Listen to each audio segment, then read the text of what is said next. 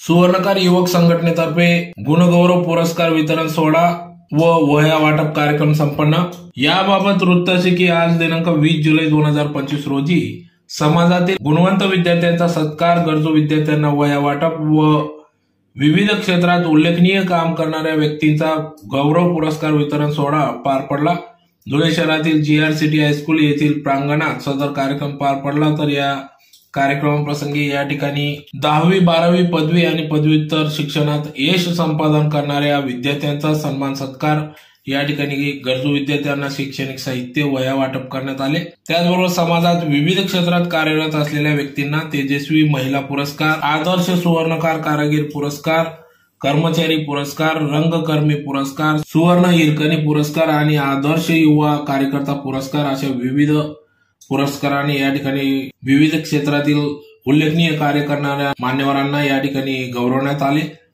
तर कार्यक्रमाप्रसंगी या ठिकाणी धुळे शहर आमदार अनुप अग्रवाल, माजी मंत्री डॉक्टर सुभाष भामरे, भाजपा जिल्हाध्यक्ष गजेंद्र अपळकर, माजी महापौर चंद्रकांत सोनार, माजी महापौर जयश्रीताई अहिरराव, सुनील तात्या देवरे, आयुक्त अमिता दगडे पाटील, जिल्हा परिषदेच्या अधिकारी स्वरांजली पिंगळे, नगरसेवक देवादादा सोनार, महेंद्र विस्पुते, युवक संघटनेचे अध्यक्ष नितीन सोनार आदी सर्वच पदाधिकाऱ्यांच्या उपस्थितीत सदर कार्यक्रम पार पडले। तर या कार्यक्रमासाठी समाजाचे अध्यक्ष माजी महापौर चंद्रकांत सोनार, कार्याध्यक्ष सुनील तात्या देवरे, जगदीश दादा देवपूरकर, सुवर्णकार मध्यवर्ती युवक संघटनेचे अध्यक्ष नितीन विस्पुते यांच्यासह सर्व पदाधिकाऱ्यांनी या कार्यक्रमासाठी अथक परिश्रम घेतला। तर या प्रसंगी समाजाचे सर्व पदाधिकारी, समाज बांधव, महिला पुरुष वर्ग, पालक वर्ग, विद्यार्थी या ठिकाणी मोठ्या संख्येने उपस्थित होते।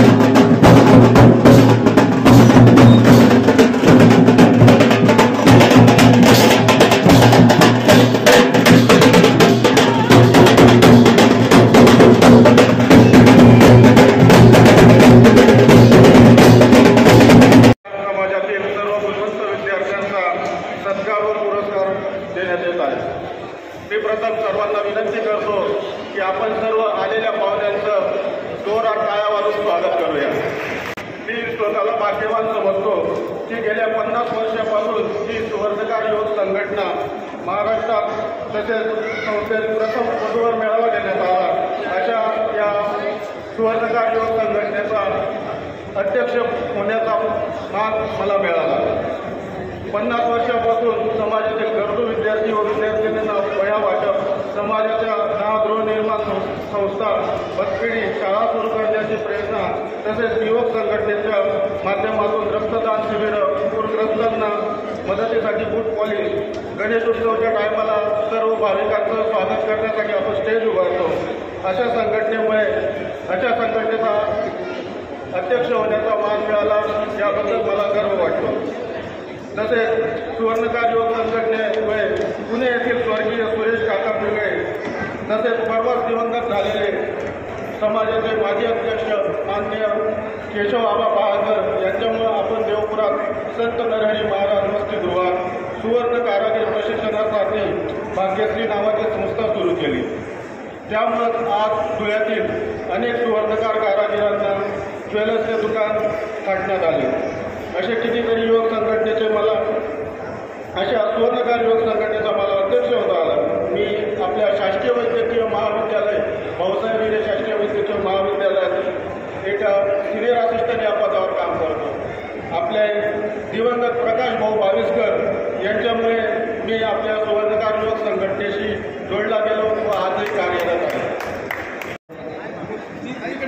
या कार्यक्रमाच्या निमित्ताने व्यासपीठावर उपस्थित असलेले आमचे नेते, माजी खासदार आदरणीय डॉक्टर सुभाषजी भांगरे साहेब, जिल्ह्याचे अध्यक्ष गजेंद्र शेटंपळकर, त्याचप्रमाणे सुवर्णकार धुळे जिल्ह्याचे अध्यक्ष आमचे माजी महापौर, जे 7 वेळा कंटिन्यू नगरसेवक झाले, परंतु सर्वोच्च पदावरती न्याय त्यांना फक्त भारतीय जनता पार्टीने दिलं आणि त्यांना 2.5 वर्षाचा महापौर त्या ठिकाणी। त्याचप्रमाणे युवक संघटनेचे नितीन भाऊ विस्पुते, आमच्या महापालिकेच्या आयुक्त अमिता दगडे पाटील मॅडम, खरं तर कोणत्याच समाजात